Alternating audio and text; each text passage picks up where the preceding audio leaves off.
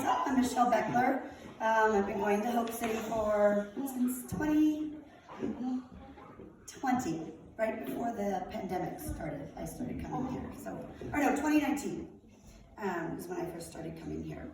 So one of the things that I have been doing with the kids in Big Church is a little greeting. I saw a movie that was not a very good movie, but I watched it anyway. It was called God Was Not Dead. I felt the acting was rather cheesy and the ending was very abrupt. But one of the things that they did in there that I just really, really loved, I just glommed onto it. And the pastor in the movie is having some crises with his congregation and with his relationship with God. And one of his missionary friends comes and spends some time with him. And they have a greeting together. And one of them says, God is good. And the other one is required to say all the time. And then he says, all the time, God is good. And that's one of the things that I've been teaching with the class. So I'm going to say, God is good, and I want you to say all the time, and then you're going to repeat that a second time, all the time, and I'm going to say, God is good. So, God is good. All the time. All the time. God is good. And the reason why I'm doing that is I just want the kids to remember He is. He's good all the time. It doesn't matter what happens. It doesn't matter what we're going through. God is good all the time. And all the time, God is good. And I've been encouraging them to greet each other that way. So if you see your kids going up to each other and going, God is good all the time, now you know what that is from. That is from me. So I need to go back a ways before I tell my story. Before I was born, my mom got pregnant, with my dad. And unfortunately, she had a miscarriage. And anybody who's here who's had a miscarriage knows how devastating that is. And fortunately, my mom was a Christian, and she made a promise. And she made the she called it the Hannah promise. In 1 Samuel 1:1, it talks about Hannah, and that she is barren. She has no children, and that the Lord had closed her womb. And this was something that just ate at her. She would be so upset that she would not eat or drink, and she would just weep all the time. And one day she went to the temple, and she in bitterness, in 1:10 it says, in bitterness of soul, Hannah wept much and prayed to the Lord.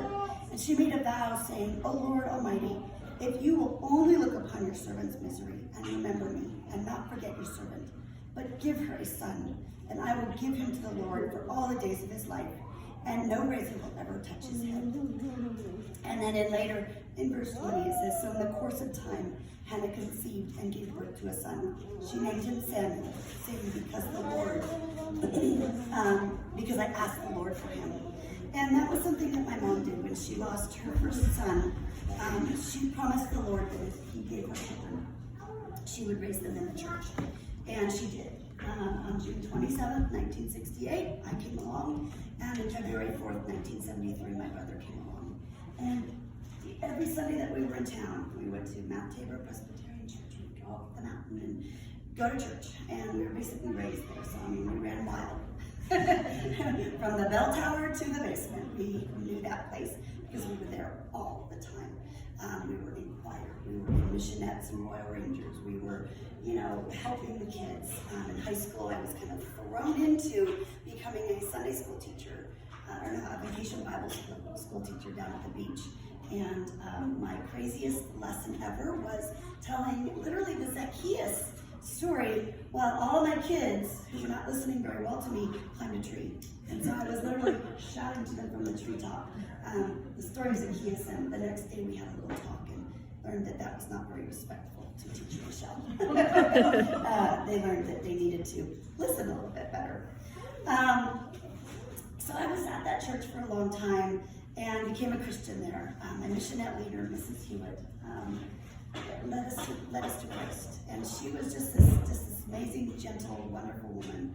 And I spent many happy years there. And then in college, I decided, there's really no college-age kids there, so I moved on.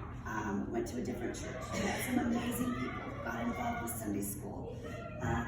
And I was fortunate that they were patient with me, because as a youth, I graduated from college, but still young enough to be very arrogant and think that I knew everything.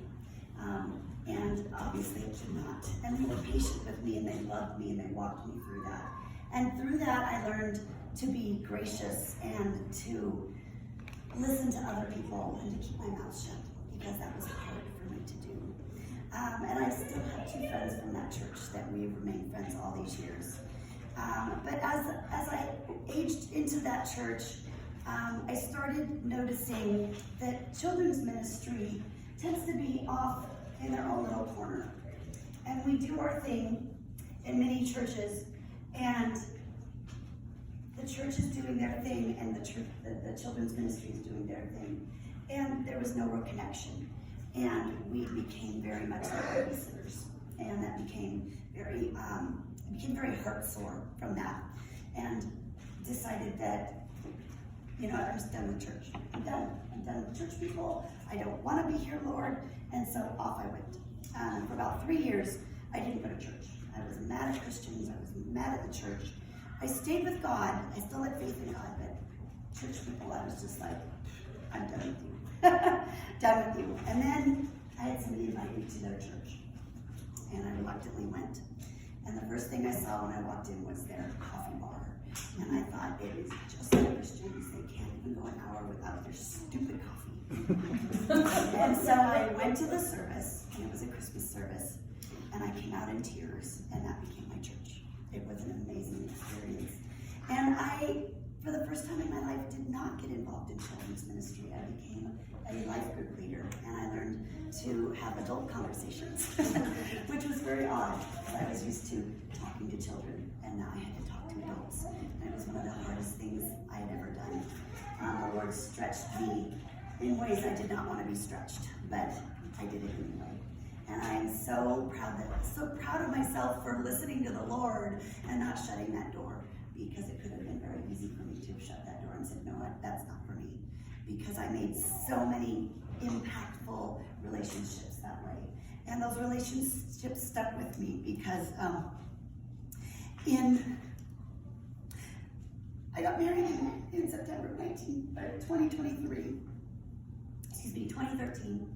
And I had waited 45 years to get married. I had never really dated. I was still a virgin, 45. I was desperate to get married. And the Lord gentled me and gave me to a good man, a good Christian man. And 3 months later, he had quadruple bypass surgery. And I clung to the Lord because I just couldn't believe that he would bring somebody into my life and take care of me. And the Lord is good. He blessed us, and my husband is alive today. But from that point on, it was just one thing after another. In February 2014, his dad died. In May 2015, my mom died. And my mom was a godly woman. She couldn't wait to get to heaven. She died with the word of the Lord on her lips. And she kept saying, I can't wait to be there. I can't wait to be there. And I want to have that kind of joy. And I want to bring that kind of joy to the kids that I touch. I want them to remember that the Lord is good all the time.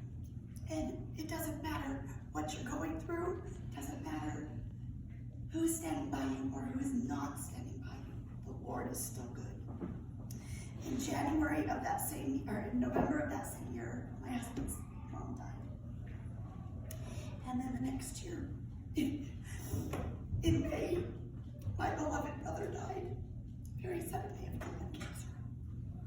He was my best friend. He had lived with me for many years. And if ever I was going to not hang on to the Lord, it was that time. Because he was my little brother, and I was his big sister, and I was supposed to take care of him. And I didn't. So it's been a long, long journey trying to get over that. And I went to many grief classes and learned that grief is like a roller coaster. And I thought I was just starting to get to the point where I could get off of the grief roller coaster. And in November of 19, my dad died. So that means I was orphaned. I have no parents. I have no brother. And my husband has no family. And so it was then that I realized the Lord brought my husband into my life at the time that he did. Because if I had not had him, I would not have been able to make it. And so there I was, back on the roller coaster, screaming my heart out, devastated. And I took this second series of this grief class, and she just kept reminding me, it's like a roller coaster. You crash down, and you're in the pit. But then it comes back up, and you can see the world, and you can catch your breath again. And you're riding along, and you're thinking everything is great, and then down you go again. And it reminds me of a little story that my friend and I took her boyfriend's 4 kids there. And I got the 2 older kids to go on rides, and she got the 2 younger kids. And Jonathan was just like an inch short of getting to go on that one ride that has the pendulum, and it goes all the way up and over. And he desperately wanted to go on it. So I'm like, okay, all right, here's what we're gonna do. I'm gonna distract the guy, and you guys are gonna rush past, you're gonna get on your seats and get in, you know, because I mean, you're only an inch shorter than the line. I didn't understand why the line was so important. Well, if you're not tall enough to touch the floor on one of those things, you only have the belly bar. And as it goes back, you hang. You have nothing to hang on to. You're just literally laying on your belly. So as we're starting out slow, and he's okay, this is gonna be fun, and I'm sitting next to him, we're gonna have fun, this is gonna be so fun, and I love rides. And we start going a little bit further back, and he's starting to hang, and his feet are dangling, and he's gripping the bar with his little hands. And I look over at his face, and his face is just terrified, because it feels like he's gonna fall out.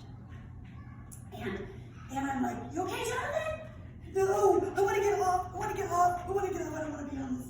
And I managed to get my arm around him, and I'm holding on to him as tight as I can, and I'm telling him, just scream, you can scream. You know, we're screaming, and he's like, I wanna get off. And he's screaming, and I just kept telling him, I've got you, it's gonna be okay, it's gonna be okay. And his sister's going, you're gonna be okay. And we finally get off, and he said, I don't ever want to do that again. And it reminds me of on my roller coaster ride.